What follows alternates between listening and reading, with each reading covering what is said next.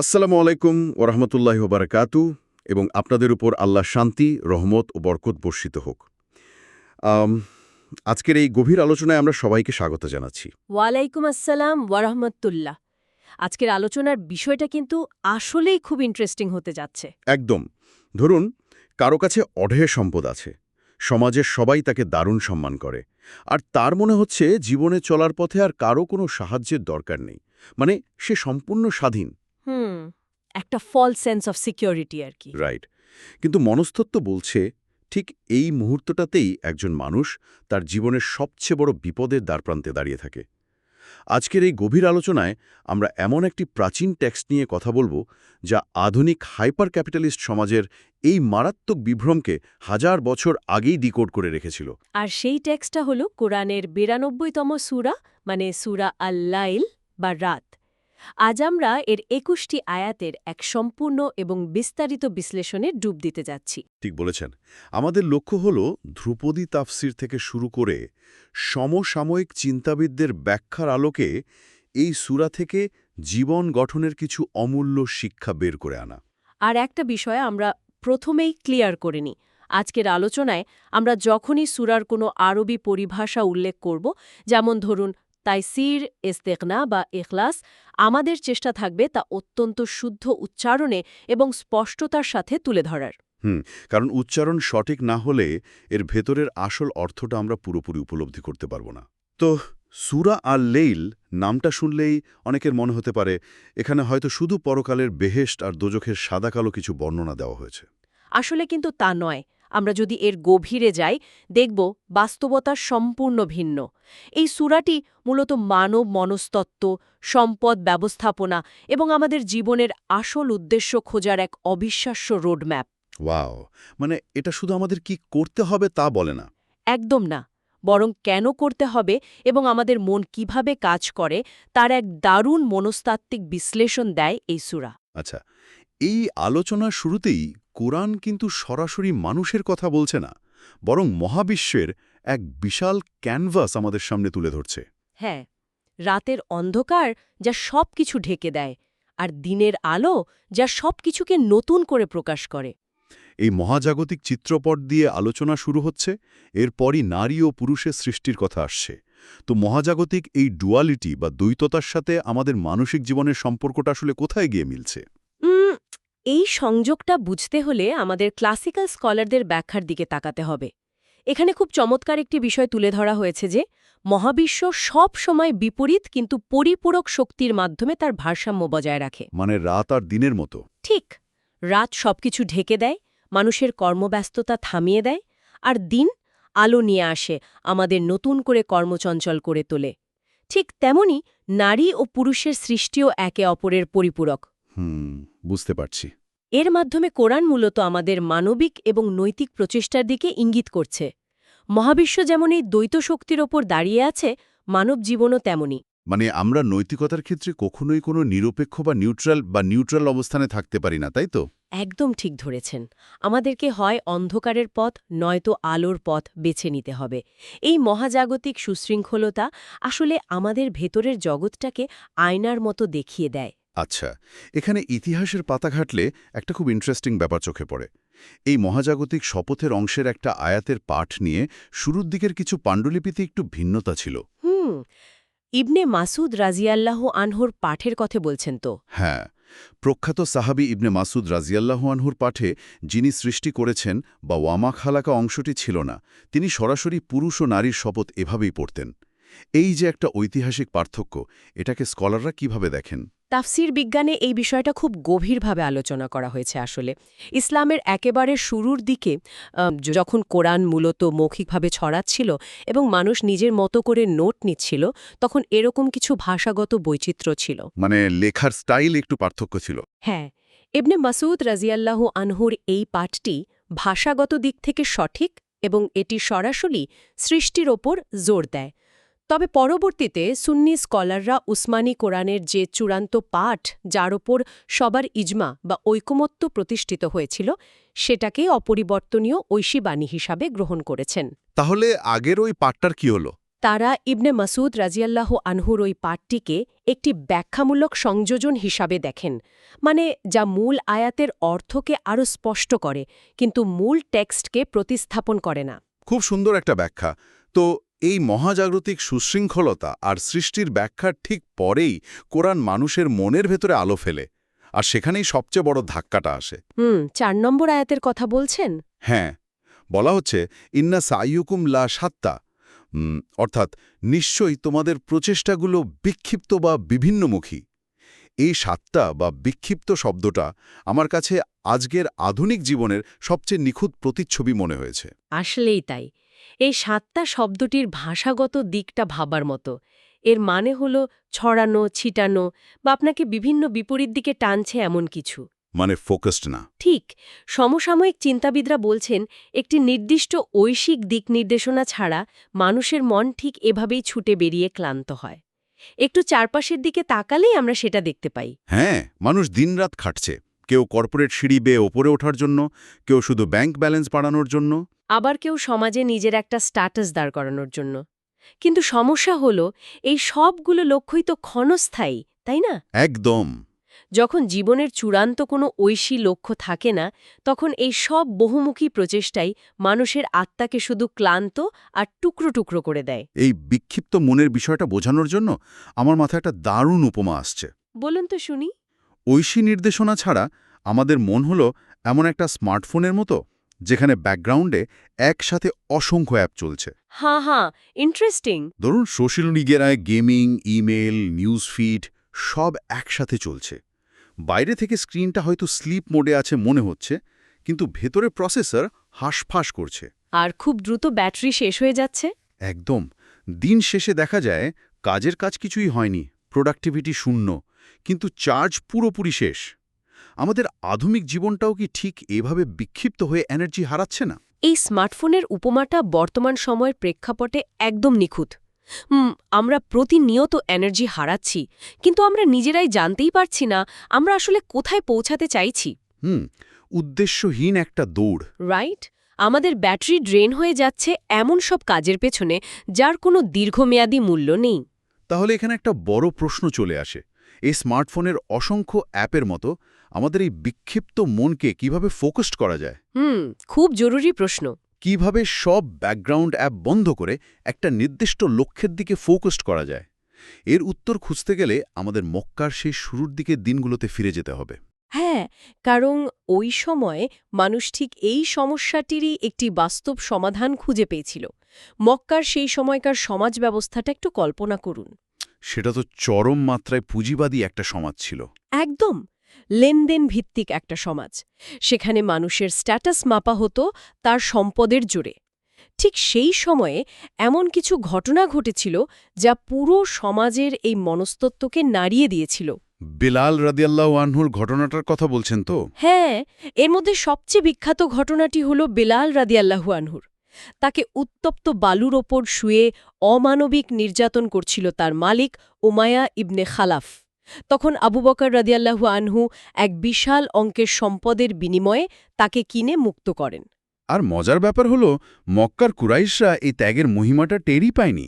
তারা আবু বকর রাদিয়াল্লাহু আনহুকে উপহাস করে বলেছিল যে বেলাল নিশ্চয়ই আগে তার কোনো উপকার করেছিল। তারা ভেবেছিল সেটারই প্রতিদান হিসেবে তিনি এত টাকা খরচ করছেন। কুরাইশদের মনস্তত্ত্ব এতটাই ট্রানজ্যাকশনাল বা লেনদেন ভিত্তিক ছিল যে তারা ভাবতেই পারত না কেউ শুধু আল্লাহর সন্তুষ্টির জন্য এত বড় আর্থিক ক্ষতি বা ত্যাগ স্বীকার করতে পারে। কুরাইশদের ওই দৃষ্টিভঙ্গিটাই ছিল তাদের আধ্যাত্মিক অন্ধত্ব, মানে তারা সবকিছুর পেছনে একটা ব্যবসায়িক স্বার্থ খুঁজত।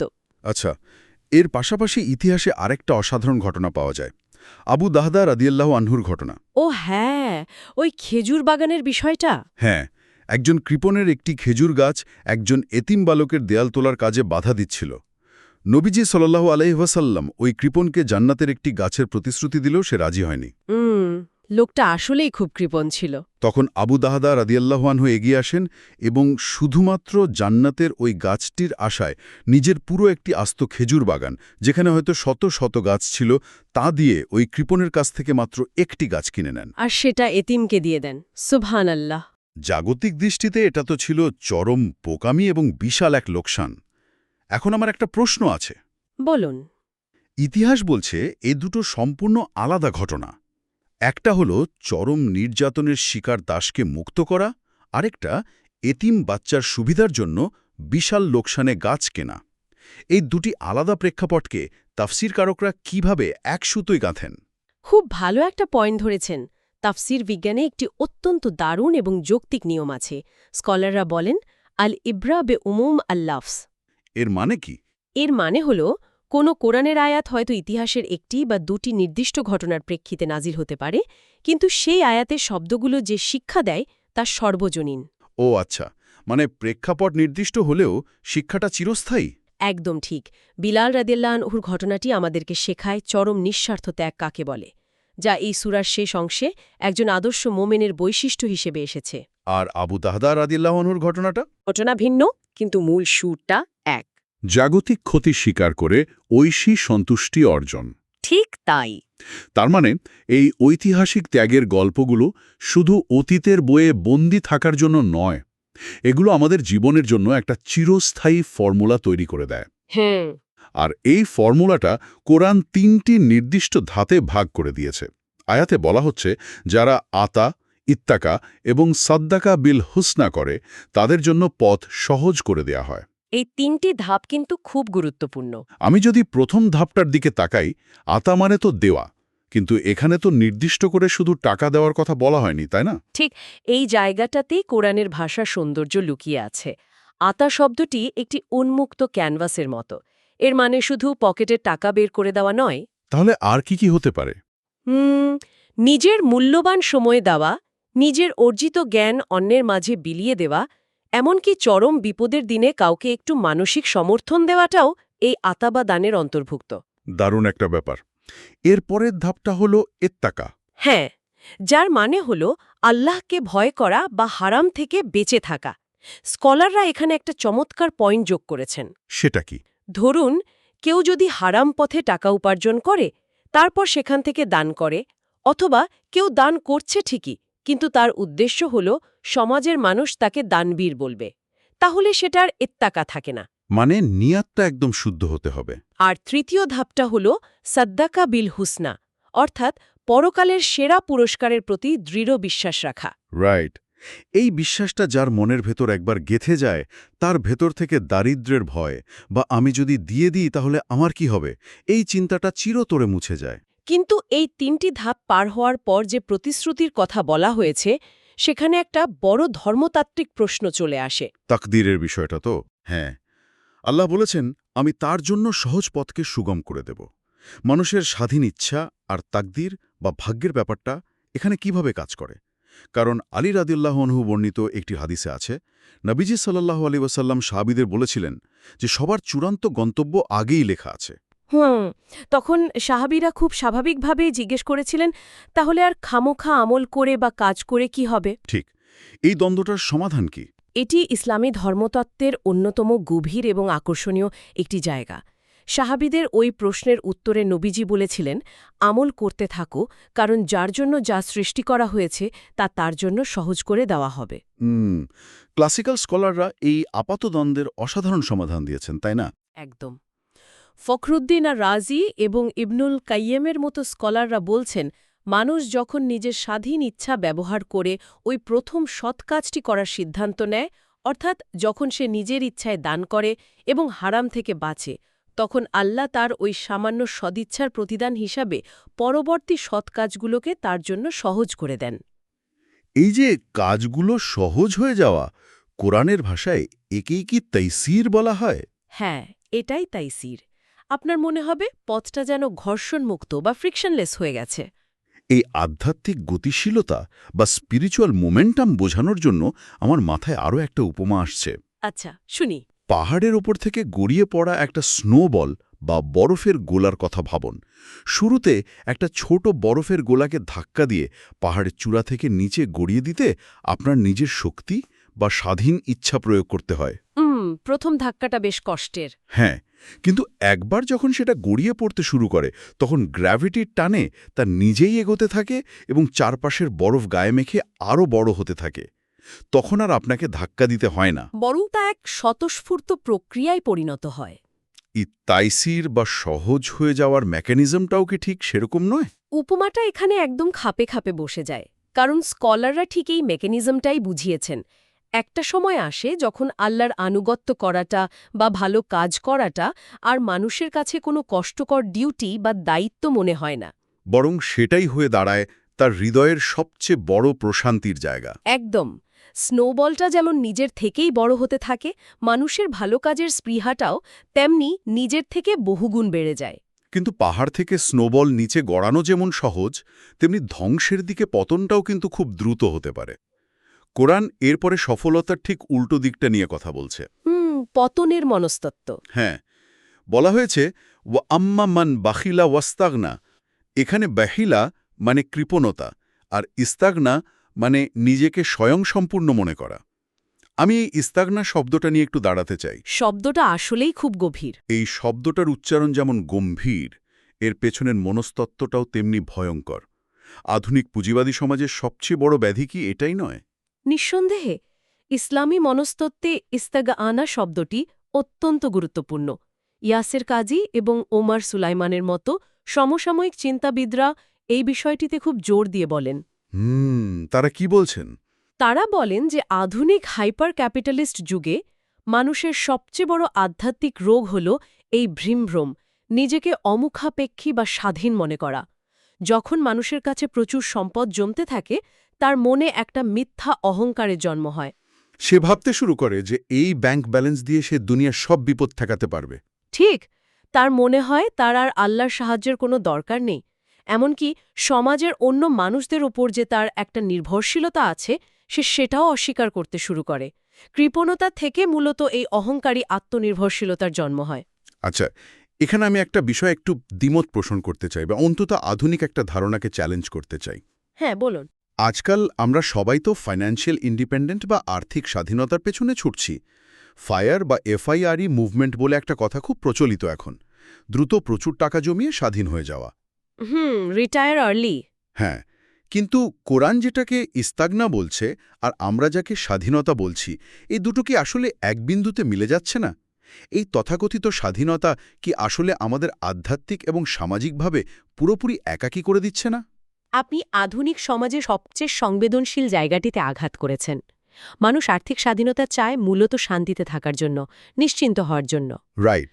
কিন্তু কোরআন এই জায়গাতেই চরম আইরনি বা পরিহাসটা তুলে ধরেছে। 10ম আয়াতে বলা হচ্ছে, আমি তার জন্য কষ্টের পথকে সহজ করে দেব। এটা শুনতে অদ্ভুত লাগতে পারে। কষ্টের পথ আবার সহজ হয় কিভাবে? স্কলাররা এর ব্যাখ্যায় বলছেন, মানুষ সম্পদ জমায় নিরাপত্তার জন্য, কিন্তু ওই সম্পদ জমানোর দুশ্চিন্তা, স্ট্যাটাস ধরে রাখার তীব্র প্যারানয়া আর সব হারিয়ে ফেলার ভয় তার জীবনকে আরও দুর্বিষহ করে তোলে। সে নিজে তৈরি করার সোনার খাঁচায় বন্দী হয়ে যায়। এটাই হলো ঐশী পরিত্যাগ। আল্লাহ তাকে তার ওই পাপের পথেই ছেড়ে দেন, যা তাকে ভেতর থেকে কুড়ে কুড়ে খায়। আর সেই ধ্বংসের চূড়ান্ত চিত্রটি ফুটে উঠেছে এর ঠিক পরের আয়াতে, যখন বলা হচ্ছে ওয়ামা ইউগনি আনহু মালুহু ইদা তরাদ্দা। অর্থাৎ যখন সে নিচের দিকে পড়ে যাবে, তখন তার সম্পদ কোনো কাজেই আসবে না। এই তারাদ্দার শব্দটার কথা একটু চিন্তা করুন। হ্যাঁ, এই শব্দটির উচ্চারণ শুনলেই যেন একটা পতন অনুভব করা যায়। মৃত্যুর খাদের কিনারায় দাঁড়িয়ে মাথার নিচের দিকে দিয়ে শূন্যে পড়ে যাওয়া। তখন ওই সারা জীবন ধরে জমানো টাকা, ব্যাংক ব্যালেন্স, জমির দলিল বা শেয়ার বাজারের পোর্টফোলিও, কিছুরই আর কোনো মূল্য থাকে না। ঠিক তাই, মৃত্যুর ওই চূড়ান্ত মুহূর্তে মানুষের সেই ইস্তেগনা বা স্বয়ংসম্পূর্ণতার বিভ্রমটা কাঁচের মতো ভেঙে চুরমার হয়ে যায়। সে বুঝতে পারে সে নিজেকে যতটা শক্তিশালী ভেবেছিল, সে আসলে ততটাই অসহায় ছিল। কিন্তু তখন আর ফিরে আসার কোনো পথ থাকে না। খুব ভয়ঙ্কর একটা চিত্র। তো পতনের এই ভয়াবহতা থেকে বাঁচার উপায় কি তাহলে? সূরার শেষ অংশে ঐশী সার্বভৌমিকতা এবং আত্মশুদ্ধির কথা বলা হয়েছে। আল্লাহ বলছেন, নিশ্চয়ই পথ প্রদর্শন করার দায়িত্ব আমারই। তাহলে মানুষের নিজের তৈরি করা নৈতিক মানদণ্ড কি যথেষ্ট নয়? এখানেই মানুষের সবচেয়ে বড় ভুলটা হয়। সায়েদ কুতুবের মতে মানুষ সবসময় নিজের মতো করে একটি নৈতিক মানদণ্ড তৈরি করতে চায়। সে ভাবে, আমি তো কারো ক্ষতি করছি না, তাহলে আমি ঠিক পথেই আছি। কিন্তু মানুষের তৈরি করা সেই মানদণ্ড সবসময় ত্রুটিপূর্ণ। একদম। নিখুঁত হেদায়েত বা পথ প্রদর্শন দেওয়া একমাত্র আল্লাহর অধিকার। যারা অহংকার করে এই ঐশী সত্য থেকে মুখ ফিরিয়ে নেয়, কোরআনের ভাষায় যাদের বলা হয়েছে তারা তাওয়াল্লা করেছে, তাদের জন্য রয়েছে লিলিহান আগুনের স্পষ্ট সতর্কবাণী। এই হতভাগ্যদের বিপরীত চিত্রটাও কিন্তু কুরআন খুব সুন্দর করে এঁকেছে। ১৭ থেকে ২১ নম্বর আয়াতে বলা হয়েছে আল আতকা বা চরম পরহেজগার ব্যক্তির কথা। হ্যাঁ, আর ঐতিহাসিক দৃষ্টিকোণ থেকে তাফসিরকাররা তো একমত যে এতেই সরাসরি আবু বকর রাদিয়াল্লাহু আনহুর চরিত্রকেই তুলে ধরেছে। এখানে এখলাস বা চরম আন্তরিকতার একটি অসামান্য রূপ দেখা যায়। বলা হয়েছে সে দান করে শুধু নিজের আত্মশুদ্ধির বা ইয়াতাজাক্কার জন্য। ক্লাসিক্যাল টেক্সটগুলোতে বলা হয়েছে যে এই নিঃস্বার্থ দান করাটা মূলত আত্মার ডিটক্সিফিকেশনের মতো কাজ করে। সম্পদ স্বভাবতই ভারী, তা মানুষের হৃদয়কে পৃথিবীর মাটির দিকে টেনে রাখে। আর যখন একজন মানুষ তার সম্পদ স্বেচ্ছায় অন্যকে দিয়ে দেয়, তখন সে আসলে ওই বস্তুবাদের অদৃশ্য শিকলগুলো কেটে ফেলে, নিজেকে মুক্ত করে। আর সবচেয়ে গুরুত্বপূর্ণ বিষয় হল এই দান হবে সম্পূর্ণ নিঃস্বার্থ। দুনিয়ার কোনো মানুষের কাছ থেকে কোনো প্রতিদান, এমনকি একটা ছোট্ট প্রশংসারও আশা করা যাবে না। এখানেই আসে আমার জীবনের অন্যতম বড় একটি উপলব্ধি। আমরা যদি একটু ভেবে দেখি, আধুনিক জীবনে এই ট্রানজ্যাকশনাল রিলেশনশিপ বা লেনদেনভিত্তিক সম্পর্কগুলো আমাদের কতটা বিষাক্ত করে তুলেছে। সত্যি তাই। আমি ওর বিপদে এত করলাম, আর সে আমার বিপদে একবার খোঁজও নিল না।